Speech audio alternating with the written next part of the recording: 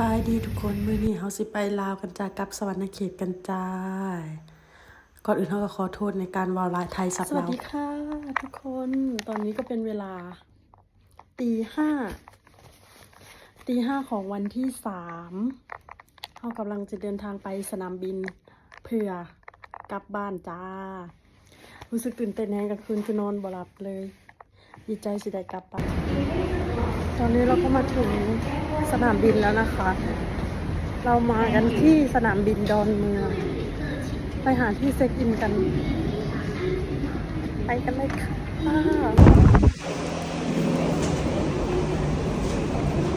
และนี่ก็คือจุดเช็คอินทุกคน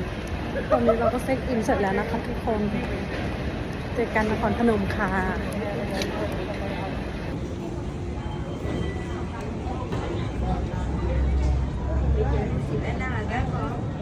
และตอนนี้เขากำลังหาช่อง82แล้ว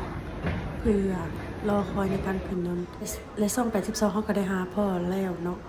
ไฟของเขาเมน7:45ไปแล้วเวลานั้นก็มาถึงเนาะทุกคนคือตื่นเต้นแฮง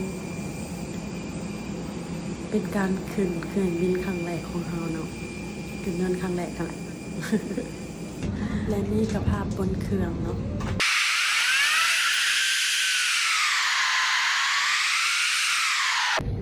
ในการไปในครั้งนี้เขาตั้งใจว่าสิไป3 มื้อเนาะแต่มียังเปลี่ยนแปลงกระทาเบิ่งเด้อทุกคนและนี่ก็คือภาพทางเทิงเครื่องบินเนาะถ่ายมาเบิ่งแล้วเขาก็ฮอดนครพนมเป็นที่เรียบร้อยแล้วค่ะคือรอคิวลงจากยนต์กันจ้าทักทายที่พนักงานและตอนนี้เขาก็ลงจากยนต์เป็นทีเรียบร้อยแล้วและไปเบิ่งกันจ้าว่าสิมีรถไปต่อไปมุกดาหารเพื่อจะข้ามด่านไปลาวหรือบ่แต่ได้ยินหมู่หลายคนก็ว่ามีรถไปพาเบิ่งกันเลยจ้ะแล้วเขาก็หารถตู้พอเนาะในราคา400 บาท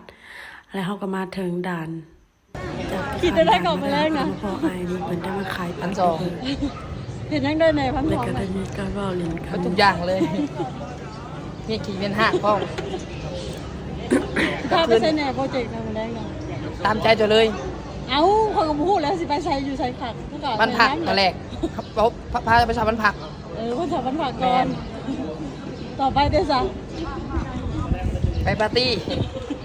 เขาก็ต้องหายังให้เจ้าดมอยู่แล้วจะเมาจะไงอันนี้ผมพูดได้ยินเขาว่าที่ยังแดดดมดมมันน่ะแหละดมเคดมถ้าจะเมาก็ต้องได้โจมเจ้าแต่เอาเจ้าเขาวันผักไปส่งเจ้าแต่เขากับเมื่อมันนี่กับเมื่อวันผักขึ้นแมนต้องเขาตอนเช้าเขาไปเอาเจ้าตัดภาพมาหมู่กับมาหับเฮาเป็นทีเรียบร้อยแล้วแล้วก็พากันมากินเฟอร์ที่ห้างเฟอร์ซื้อดังในสวรรค์นี่แหละแต่เขาก็ลืมแล้วเฟอร์มักไง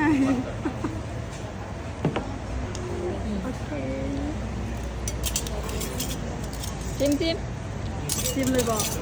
หลายที่โดนๆไงหลายกันจิ้มน้ำก่อนปรุงนะ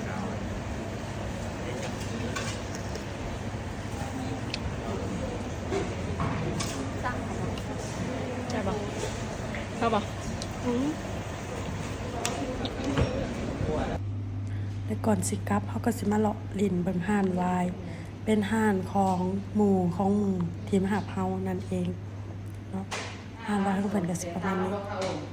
ดูลาเป็นนี่กับภาพของหมู่เฮาพากันกินอิ่มแล้วก็สิกลับเลยฝากติดตาม EP 2ด้วยทุ